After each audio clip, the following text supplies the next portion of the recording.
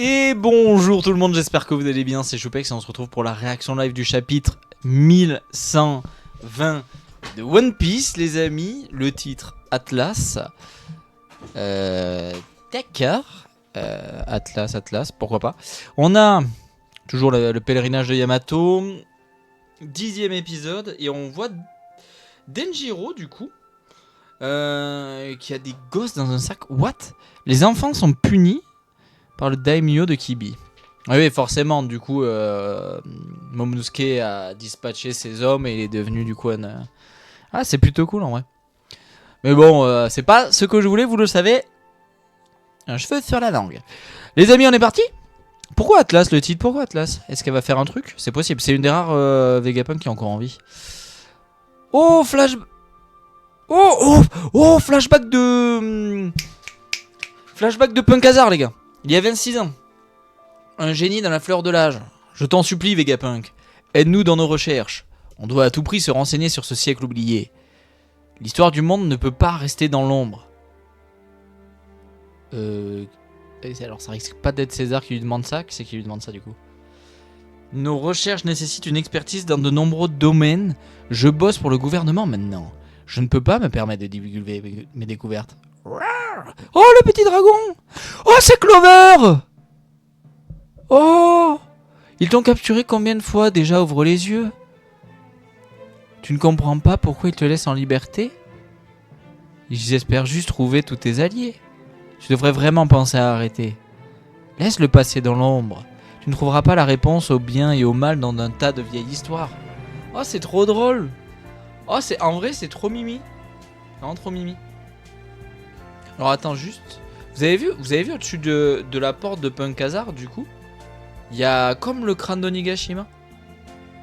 Je sais pas si vous voyez ce que je veux dire. Un peu la même forme. Est-ce que c'était un Numbers? J'ai connu quelqu'un qui portait un D dans son nom. Il a été tué devant mes yeux. On a grandi ensemble. C'était mon grand frère. Oh! Je m'appelle Cleom D. Clover. Et ce jour-là, j'ai menti pour me sauver. Putain, Clover qui en a dit? On était juste amis. Alors dis-moi, comment je suis censé accepter un monde où on peut mourir juste à cause d'une lettre ou d'un nom? L'histoire continuera d'être effacée. Les gens ne le sauront jamais. Je vais oublier ce que tu viens de me dire. Et je crains de ne pas pouvoir t'aider. Tu devrais faire de ton mieux pour rester en vie, Clover.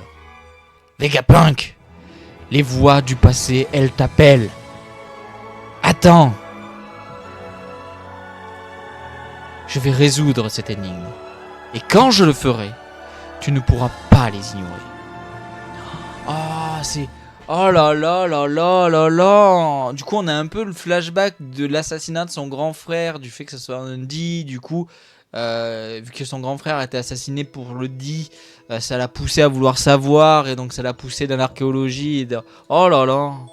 Il y a 22 ans, donc il y a des années qui sont passées. Tu n'as pas vu les informations de West Blue? Ohara a subi un Buster Call. Regarde. C'est le plus grand massacre de tous les temps. Ils ont enfin tué ce maudit Clover. Choulalala. Voilà ce qui arrive quand on enquête sur le siècle oublié. Personne ne refera cette erreur. Je t'en supplie, Vegapunk. On dirait qu'une gamine a survécu. Robin, tu aurais dû fuir, Clover. Ah, et du coup on fait un rebond sur le moment où avec Dragon et les géants qui récupèrent les livres. Oh putain, mais comment c'est trop bien ficelé. Tu as choisi la mort. C'était si important que ça de transmettre tes recherches. Vous n'étiez vraiment qu'une bande d'idiots. Vous pensiez vraiment que quelqu'un sera assez curieux pour suivre votre race après tout ça? Bzz, bzz. Oh, et du coup on sort du flashback et on reprend pas la conférence, mais on reprend la diffusion de Vegapunk. Un jour, quelqu'un m'a dit que les voix du passé m'appelaient. L'histoire est écrite par les vainqueurs. Et les paroles des vaincus sont généralement noyées dans un océan profond et sombre. Cela dit, leur vérité peut toujours être révélée. Si les opprimés la portent sur leur dos et l'endurent. Robin, elle écoute ça la touche. Hein. En même temps, elle est archéologue. Pour ma part, je m'en remets au monde. Et qu'est-ce que tu fais? On doit se dépêcher de décoller. Non, on ne peut pas. Ce vieux centaure va continuer d'attaquer. Si c'est le cas, on est mort. Ce navire ne peut voler que sur un seul kilomètre. Si ce vieillard perturbe notre trajectoire, ne serait-ce qu'un peu, nous n'y arriverons pas. Le vent souffle au nord. Ça va réduire notre puissance. Et toute nouvelle secousse, ça nous éloignera de nouveau de la zone d'atterrissage prévue. D'après mes calculs, si on rate l'océan, les dégâts seront critiques. Alors on doit d'abord se débarrasser de lui. Quoi? Quoi?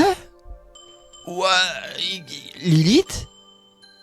Hein? Atlas? Mais pourquoi t'as fait ça, Atlas?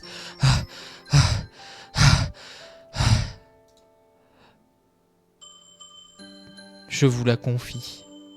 Hein? Allez-y, décollez. Je vais faire en sorte que vous arriviez en un seul morceau.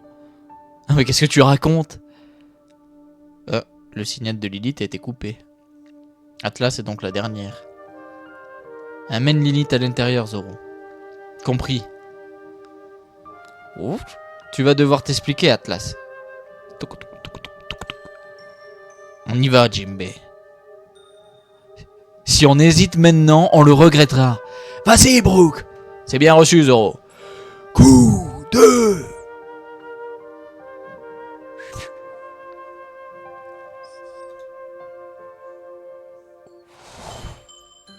Burst.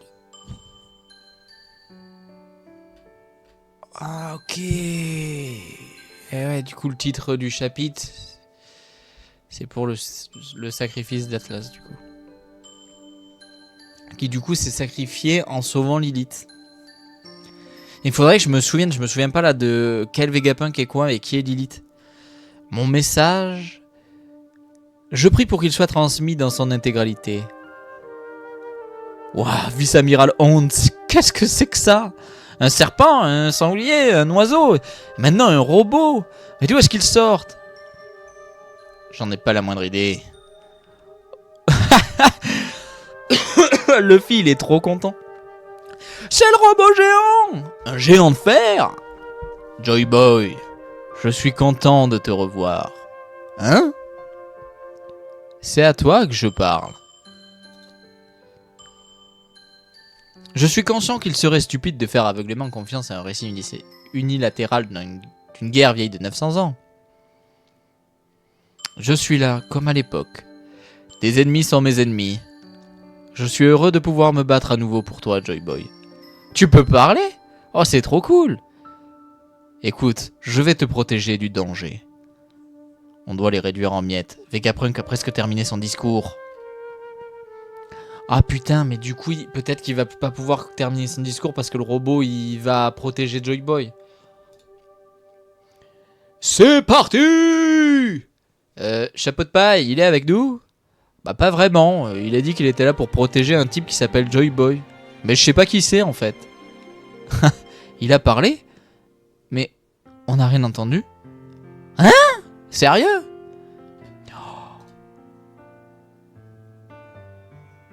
Oh, est-ce que c'est la voix de toute chose?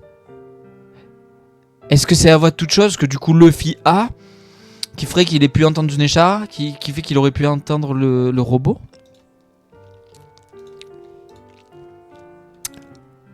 Assez discuté, tirez! On ne peut pas les laisser s'échapper! Oui, madame. Mais je pense que nous devrions être en mesure d'enquêter et de découvrir le passé de toutes les perspectives possibles. Finalement, j'aurais aimé avoir plus de temps. Clang. Mais il y a ceux qu'on ne peut pas arrêter. Il va tirer, qu'est-ce qui va sortir? Ah. Quoi? Hé, attention le robot! Ok, wow. Waouh. Robot. On dirait bien que les 900 dernières années aient rendu ses armes inutiles. Peter, écrase-le. Mets fin à cette diffusion une bonne fois pour toutes. Oh putain, du coup, il y a Saturne qui vient de bondir sur le...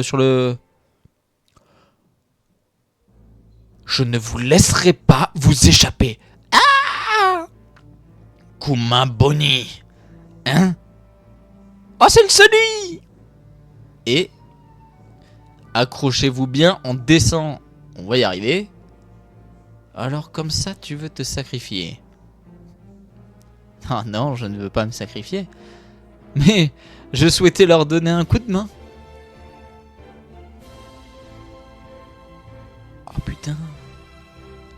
Eh bien... oh là là.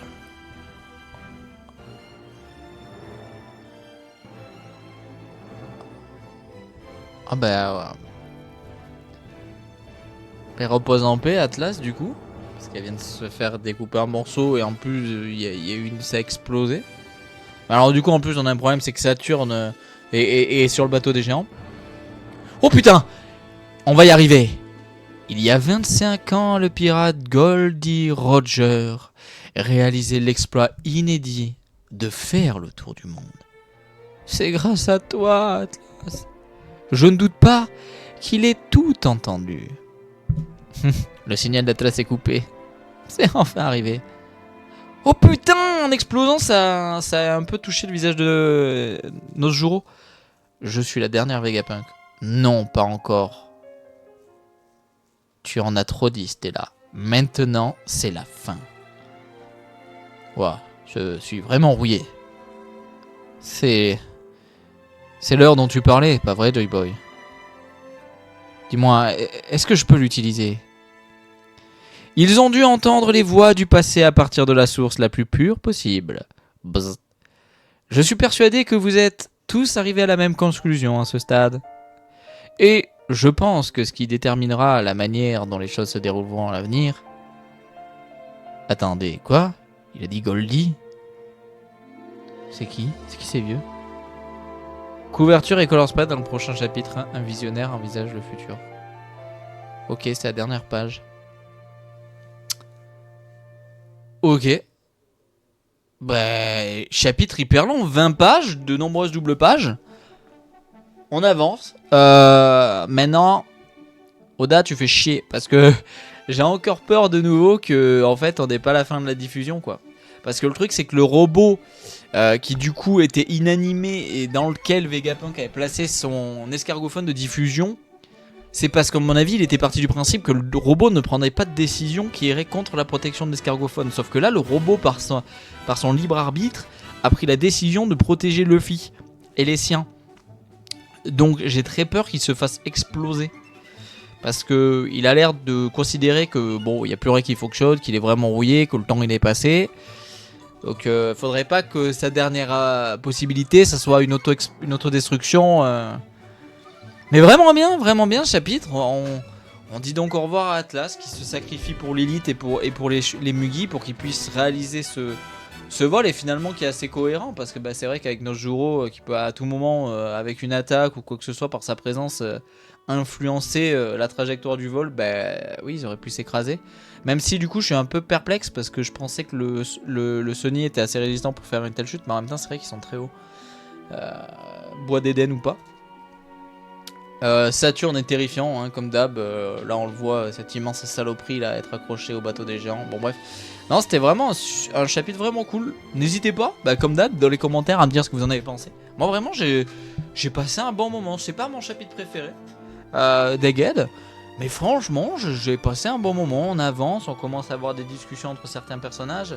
Je pense qu'on va avoir aussi des révélations qui vont arriver via les géants, parce que je suppose que les géants...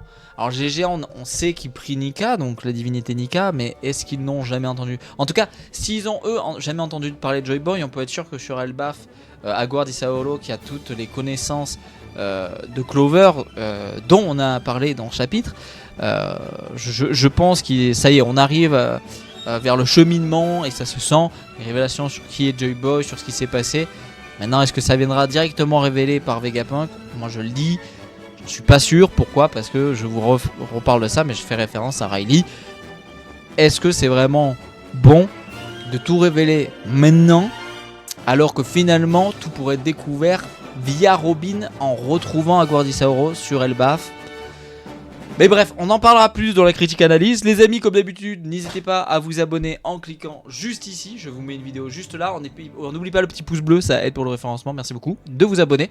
Dans la description, le lien de ma chaîne Twitch et du Discord. Et puis on se retrouve très vite pour la critique analyse. Bye bye tout le monde, des bisous, ciao.